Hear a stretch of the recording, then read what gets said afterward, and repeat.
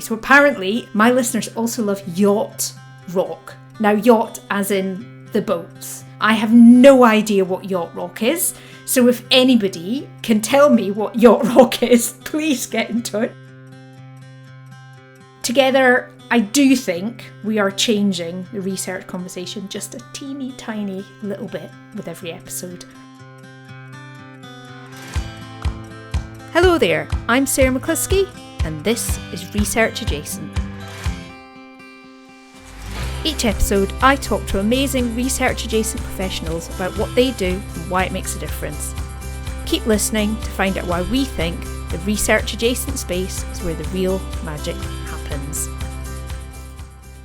Hello and welcome to Research Adjacent. I'm your host Sarah McCluskey and this is almost the very last episode of 2024.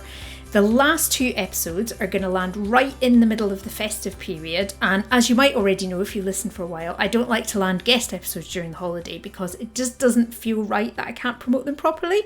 So instead you have just me, and as I did last year at this time, this episode is going to be a review of 2024. This one's going to come out just before Christmas, and then the next episode is actually going to come out on Hogmanay, as we call it in Scotland, or New Year's Eve, 31st of December. And that is going to be a look ahead to what is coming down the line for the podcast and for the other work that I do in 2025.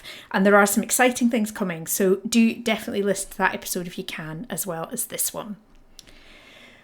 But for now, here's a little bit about what you can expect from this episode.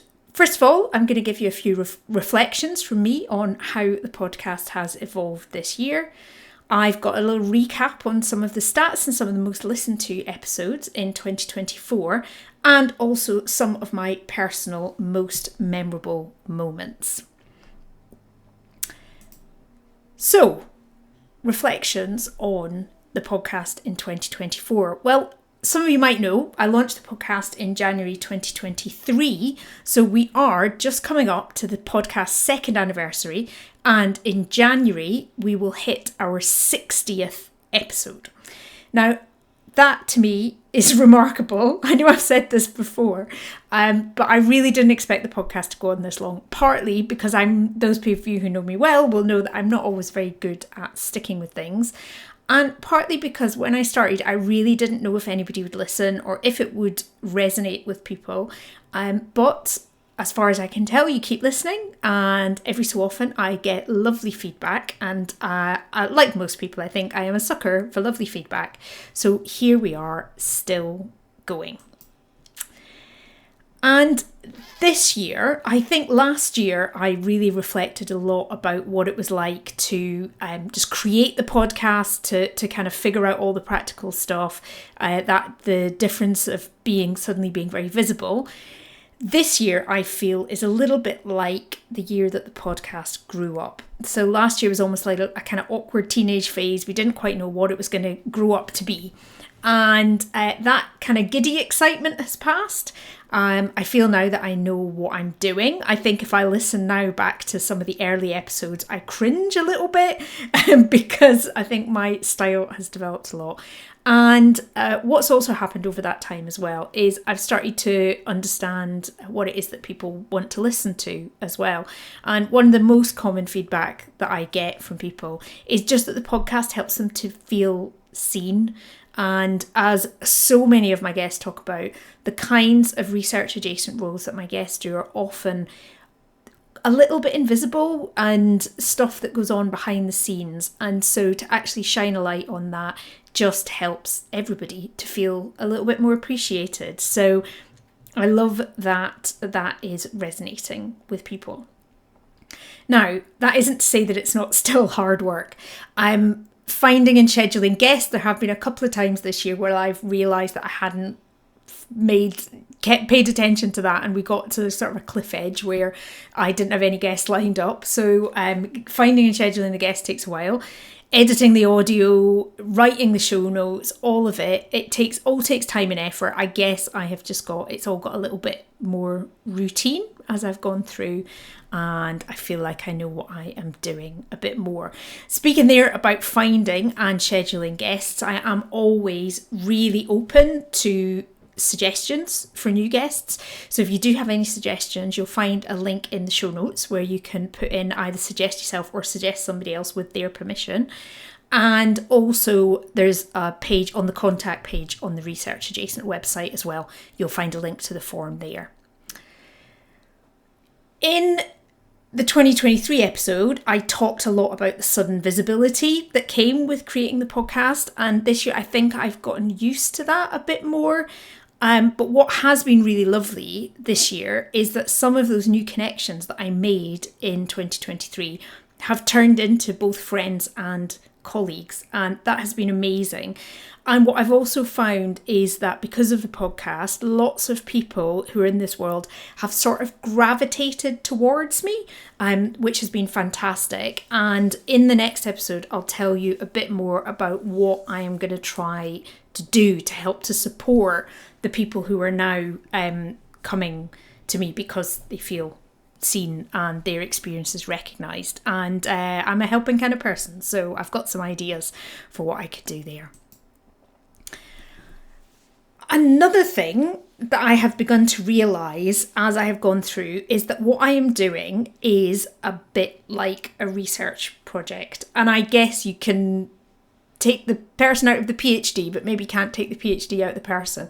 And so I think I still think a little bit like a researcher. And essentially what I'm doing is collecting case studies of people.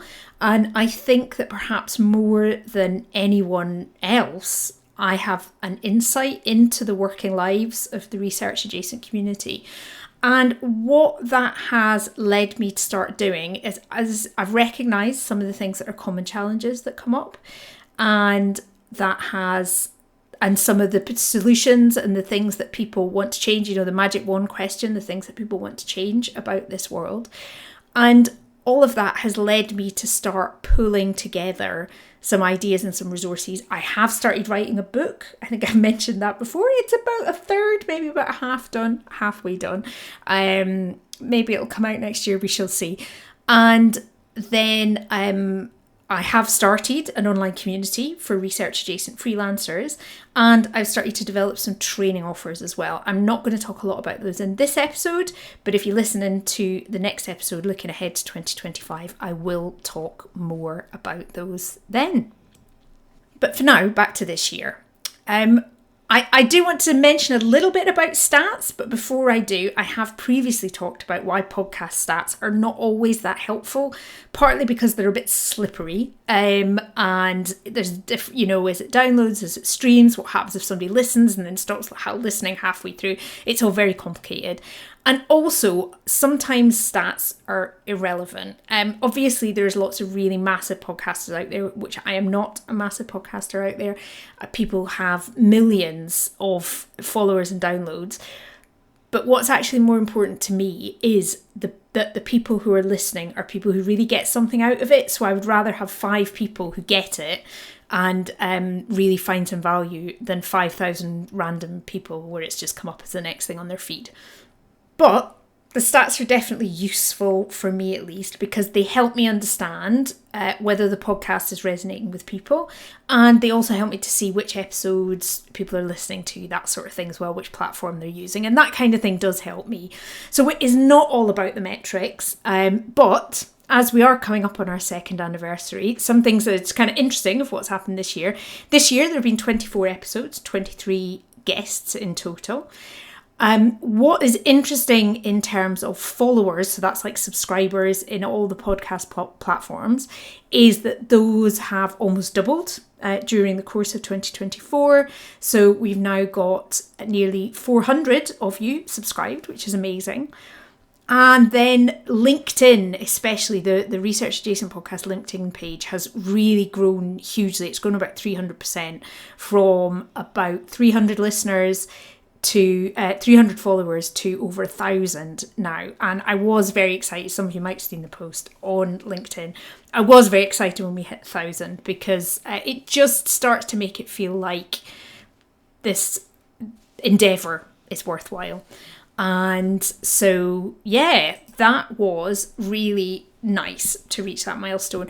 Other things as well, you might not know, I think I mentioned it last year, that you get a Spotify Wrapped for podcast creators.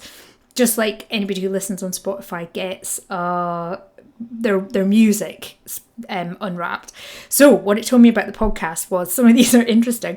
It's been streamed in 22 countries. Unsurprisingly, the UK is the highest one, but 22 countries, that's amazing. So hello to anybody who's listening anywhere else around the world. I'd love to know where you are, so feel free to get in touch if you would like to let me know.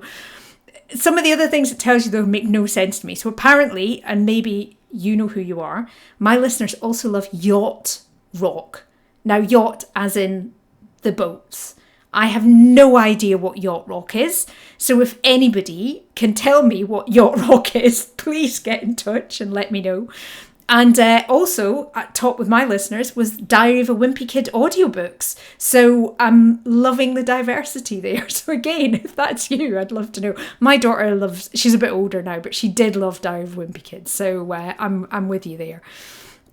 So yeah, so lots of interesting insights there from Spotify. And what it also tells me, this isn't as much from Spotify, but from my podcast stats, are which episodes have been the most listened to this year.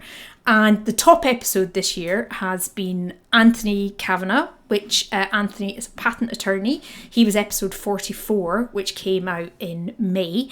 And so clearly, yeah, lots of people interested in that idea of the legal side of the research adjacent world.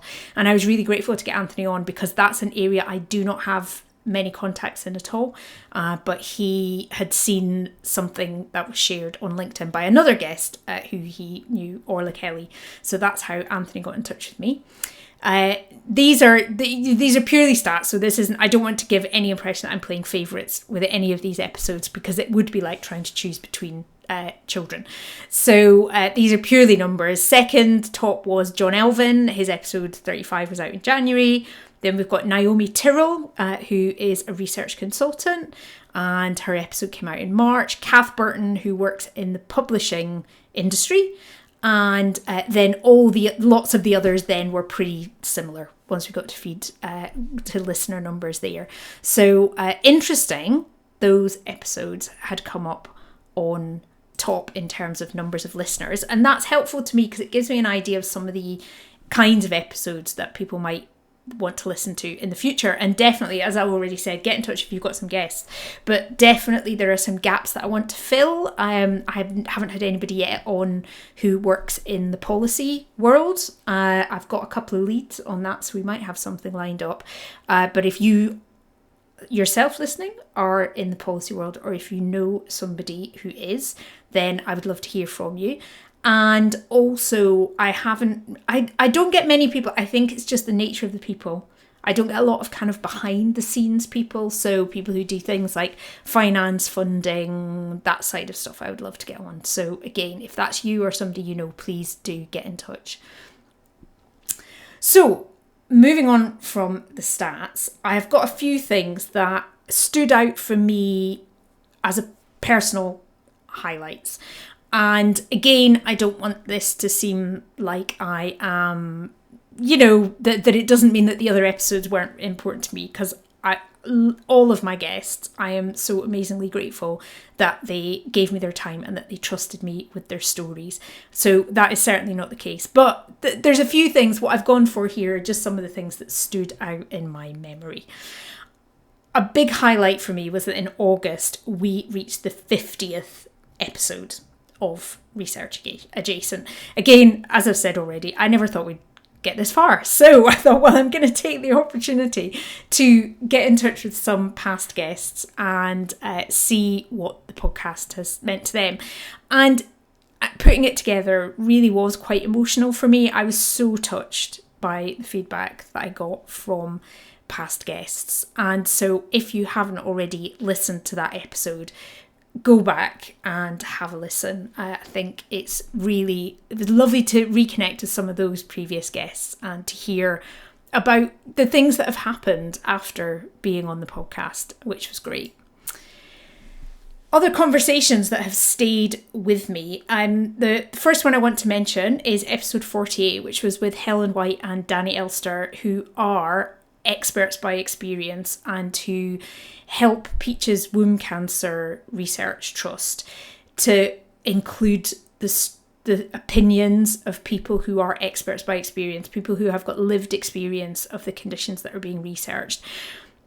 That was really important one for me partly because that's a lot of the work that I've done in my life has been around that involvement and public engagement side of things. But also, I'm a big advocate for saying that we need to think about research teams rather than researchers. And when we think about research teams, I think it's really important that we include people for whom this is their life. And that quote that comes from disability activism, but nothing about us without us. And that is one of the reason why that conversation with Helen and Danny was really important to me. And also it was just really nice. It's quite nice I've learned it's quite nice doing double episodes, because my next memorable moment is a double episode as well.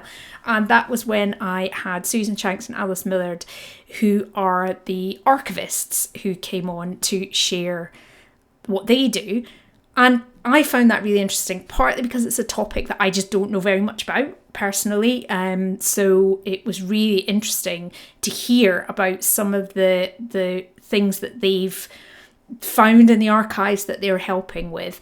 And I also, because it made me laugh, I particularly loved Susan's comment about how future archivists will be cursing the previous generations because they won't be able to access files from the 1990s, which isn't even that long ago. And she said, if you imagine open an old file and being like, oh no, it's Word 2005, you get that little paperclip popping up. I can't remember what it was called, but yeah, so that just made me laugh, that comment.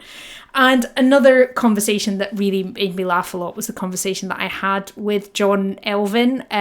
I recorded it towards the end of 2023, and then often there's often be a bit of a gap between when I record something and when it comes to be put out, and I forgot how much John and I laughed when we recorded that episode. So going back to that was really lovely. And also, I loved the stat from John, which I have verified. Not that I don't trust him. Of course I trust you, John. But the stat that less than 30% of what we consider research is done in universities, and the other 70% is being done in other organisations. So the idea, that's one of the reasons I wanted this podcast to be about research, not just about higher education, because there's so much more to research than just universities. So I loved that conversation with John. I loved getting Kath Burton in, the publisher, because I'd wanted to get somebody in from publishing. And again, it's not a world that I've got very many connections in myself, so I loved hearing about her life. And then I think this made it into the Sam Steele episode, came out at the start of this year, but actually recorded it at the end of 2023. So I think I mentioned this last year as well. But Sam Steele now works as a research centre manager, but she used to be a producer at Radio 1 during the 1990s when she worked with the DJ Steve Lamacq. And it just made me feel a teeny bit closer to all of those musicians that I have idolised throughout my life. And I just really, just from a personal geek girl perspective, loved hearing from Sam. I also really enjoyed revisiting the Catch Your Breath exhibition that I created with David Wright, the exhibition curator, who was on just a month or so ago. And it took a fair bit of arm twisting, but persuading my lovely friend Helen Riding to come in and share her story about working in the NHS, because again, I'd wanted to get somebody in from the NHS for a while. So thank you to Helen for being willing to do that, even though she was very nervous. And finally, a mention for my favourite podcast art of the year, which was a couple of episodes ago, Jenny Smith. But partly the credit goes to Jenny because she gave me amazing photos to work with. So if you haven't seen that artwork, then I'll put links in the show notes and you can go and find it. Other notable podcasty moments in 2024 are that, well, I'm sure you can imagine the podcast is far from the only thing I do. But what it did happen is that putting myself out into the world, both as research adjacent and as a podcaster, led to some really interesting things happening in 2024. The first one is that episode 9 guest Orla Kelly trusted me to help her to create the Academic Adventures podcast, which came out in the spring of this year. I interviewed 10 people who combine academic work with entrepreneurial ventures. And if you haven't listened to it yet, and that sounds like something you're interested in, then it's definitely worth downloading, getting it in your ears. I think for you as a research adjacent community, the most relevant episode is the episode with Anne Muir, who is definitely one of us, definitely research adjacent. So I'll put links to those in the show notes. You can go and check that out. Other things this year as well, I guested on the Diversity and Research podcast in May, talking about something which I think we need to talk about more, which is the fact that the research adjacent world is very female dominated. And that's not to say that I think that's necessarily a bad thing, but I think sometimes we perhaps need to think about, if we say a male-dominated workplace is a bad thing, then maybe we have to look into whether a female-dominated workplace is automatically better, and perhaps what it says about the status of these roles and how they are seen, that that it is a world that is very female-led. But I think there's huge positives about that as well. But I just think we maybe don't talk about it enough. So that was the Diversity and Research podcast, worth a listen to. And then in September, I was invited to be part of a Leeds University webinar panel on podcasting and research culture. And that was really fun. We recorded it live with three other guests, and then it was chaired by Andy Tattersall from University of Sheffield. And that has since been released as an episode of the Research Culture Uncovered podcast. So if you haven't heard that one, I'll put a link to it in the show notes as well. So I think that is 2024 done and dusted. I will consider this my to-do list for the podcast. If you don't know what a to-do list is, as in ta-da, then go and check out the very first episode of 2024 when I talk about that. And the next episode, which as I say comes out on Hogmanay, or New Year's Eve in Scotland, as we call it in Scotland, and then I will be sharing my to-do list for 2025, and I hope you will come along and join me then. For now, thank you so much for being with me on this journey in 2024. Whether you have just listened to one episode or whether you have listened to all of them, thank you. I don't take your attention for granted, and it really is a privilege to be entrusted with the stories of my guests, and I'm really grateful to them for giving up their time as well to be part of my little pet project. Together, I do think we are changing the research conversation just a teeny tiny little bit with every episode. So for that, if you're listening in real time, happy, festive, fun holidays, whatever it means to you. And thank you so much for listening. See you next time. Thanks for listening to Research Adjacent. If you're listening in a podcast app, please check you're subscribed and then use the links in the episode description to find full show notes and to follow the podcast on LinkedIn or Instagram. You can also find all the links and other episodes at www.researchadjacent.com. Research Adjacent is presented and produced by Sarah McCluskey, and the theme music is by Lemon Music Studios on Pixabay. And you, yes you, get a big gold star for listening right to the end. See you next time.